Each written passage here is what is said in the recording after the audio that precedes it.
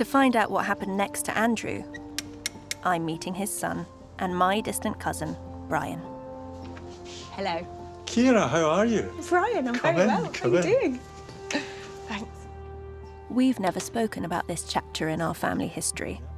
Now, wait a minute. You've got lots of documents on the table. Yes, I have. That's very exciting. What's the telegram you've got over there? This is a telegram indicating that my father has been found. He's no longer registered as missing. Right.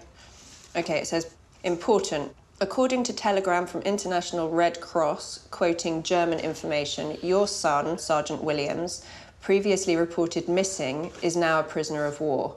Reports state he was captured on 12th March 1943. Wow. It's very strange, because in a way, this must have been such a huge relief. Yeah. At least you know he's alive. Yeah. There's some pictures of the camp that shows what the main camp on the Polish border was like.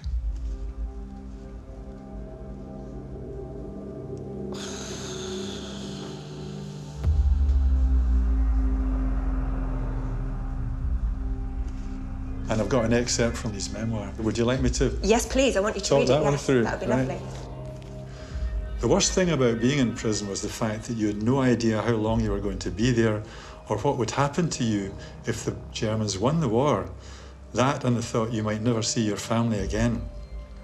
There were things that made you depressed. I used to stand inside the mesh fencing and circle my eyes with my fingers so that I could see the sky and the land outside the camp without having to look through the wire so that I could pretend that I was free.